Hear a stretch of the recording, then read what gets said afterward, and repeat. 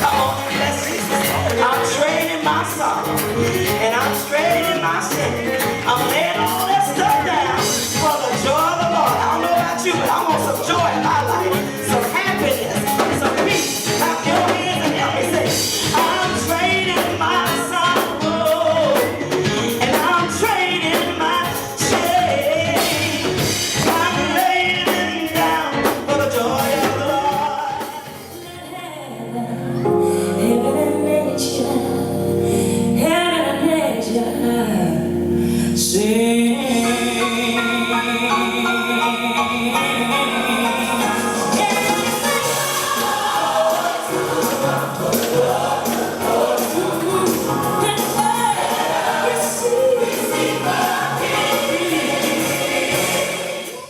That whenever we face challenges, you either faint or you keep going forward. And sometimes you're met with unseen circumstances, but you got to continue to stay on the boat. And I want to say that our church, the one thing that I don't ever want to do is panic when the Lord issues a challenge. I want you to look at John chapter 5. John chapter 5. I want to begin at verse 2. It's a great passage. I'm intrigued by words expressed by Jesus at all times. And then I'm intrigued by how God, how he makes a difference in the life of people who obey him. But this text is real unusual because the man never asked to be healed, but the Lord healed him anyway. I want you to look at verse 2. Says, chapter 5 of John, verse 2 says, now there is at Jerusalem by the sheep market a pool, which is called in the Hebrew tongue Bethesda, having 5 porches.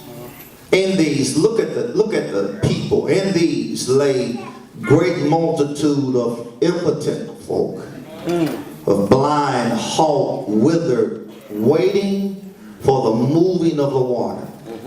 For an angel went down at a certain season into a pool and troubled the water. Whosoever then first after the troubling of the water stepped in and was made whole of whatever disease he had, if you were first. And a certain man was there which had an infirmity 38 years. When Jesus saw him lie and knew that he had been now a long time in that case, he said to him, wilt thou be made whole? The impotent man answered and said, sir, I have no man when the water is troubled to put me into the pool, but while I am coming, another steppeth down before me. Jesus said unto him, rise, take up thy bed, and walk.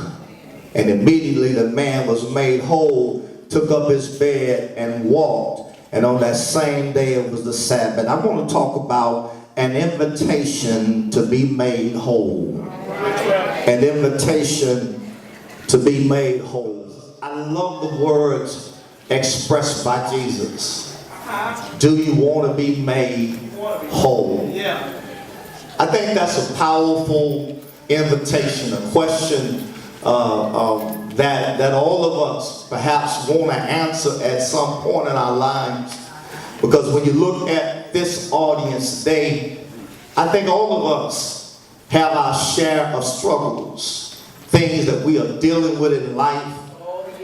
Salvation has not ridded us of all of these things. And yet this question persists to us: do you want to be made whole?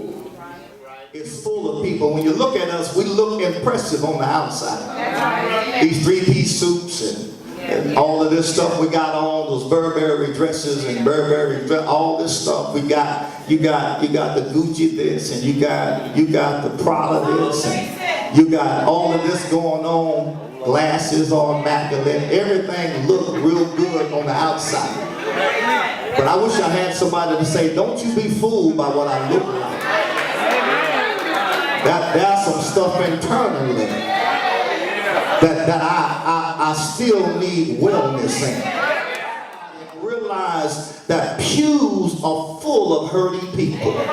Somebody should have shouted there. The pews are full of hurting people. You people, when you look around, that's somebody next to you who could be on the brink of something in life. Somebody is dealing with some type of struggle, and it could be, we found out that was a woman with a 12-year issue.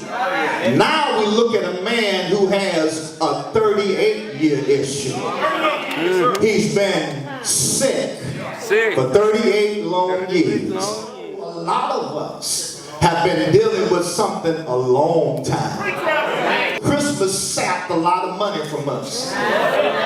Maybe that's why you're not shouting now. You on fumes right now. Somebody said, over there, that's somebody who has more outcome than income.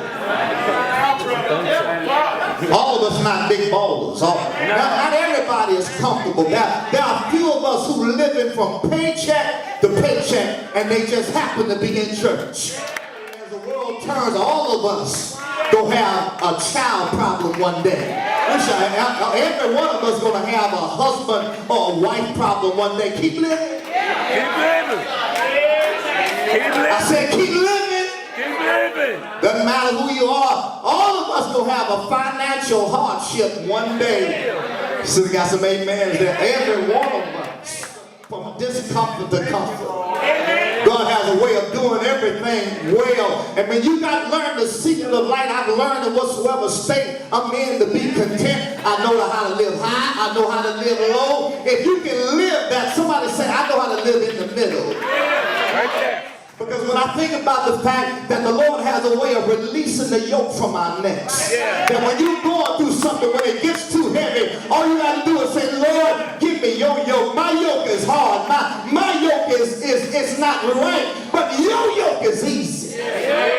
These struggles that we go through, they may be physical struggles, may be mental struggles, they may be spiritual struggles, it may be a personal struggle, it could be pain, a pain from a past experience, whatever it is.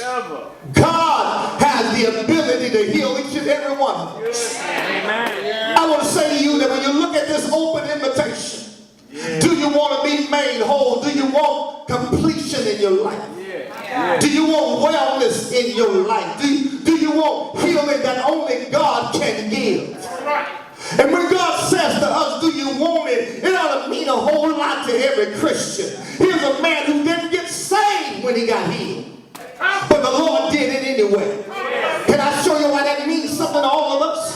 God shines on the just as well as the unjust. And I've been saying this to some of us, that some of us ought to get your hands up right now, because there are a lot of blessings you receive that didn't have nothing to do with your prayers. It didn't have nothing to do with you living right. It didn't have nothing to do because you paid your tithes. God just blessed you because he's good God. Y'all quiet. Anybody ever received something that you know you didn't deserve?